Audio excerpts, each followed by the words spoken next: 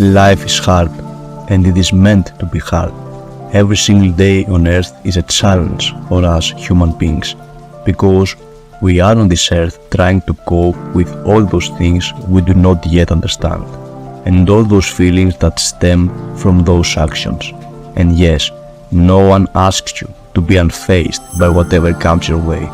Some people actually have it harder than others.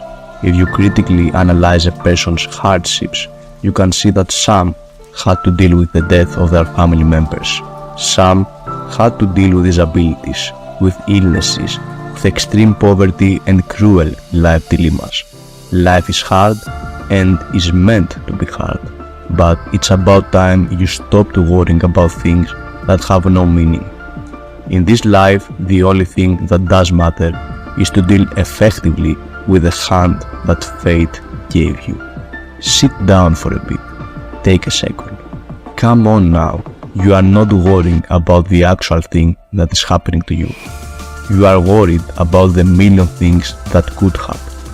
You go to school, and although you study a lot, there is one time that you actually failed a test.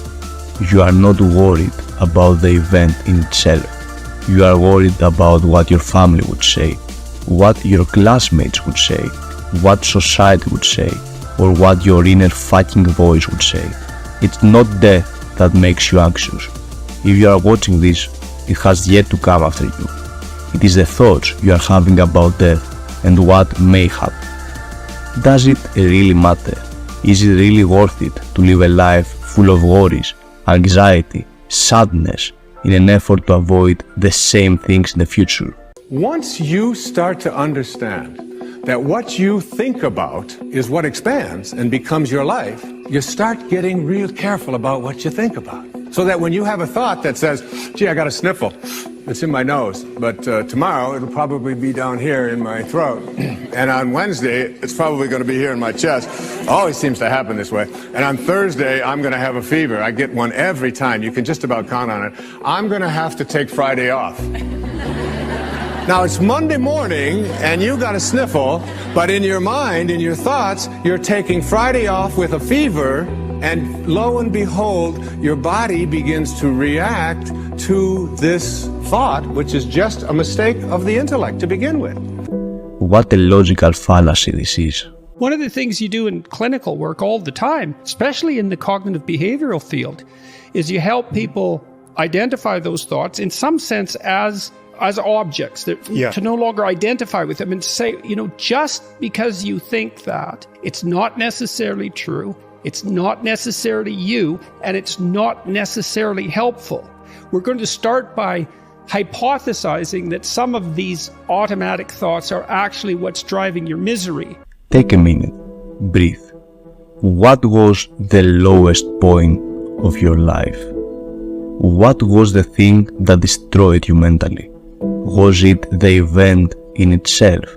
No, it was the thoughts you were having about the event. Let's say you broke up with your ex, and you suddenly just saw their photo on an Instagram story. You broke down into tears. How can a photograph hold so much power? It doesn't hold any. The thoughts you had destroyed you. It was you versus you, and you knocked yourself down. If you can't control your own brain, and your brain controls you, you're fucked. You got to tell your brain where you want to go and how you want to go and how you want to get there. You got to control it. If not, it's over. Happiness is not something definitive, so good news. You can define it. Define it as the state of mind in which you know for the moment you have full control of your mind.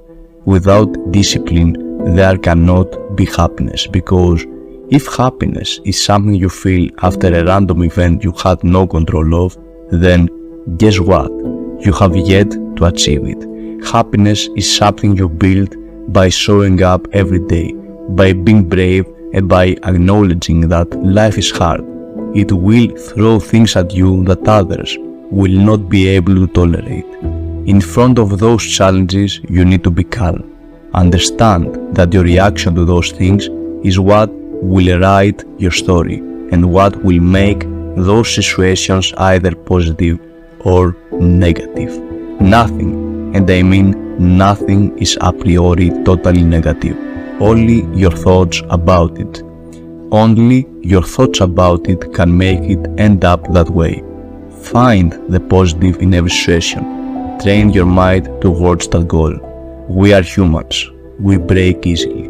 No one says that you will be perfect at it.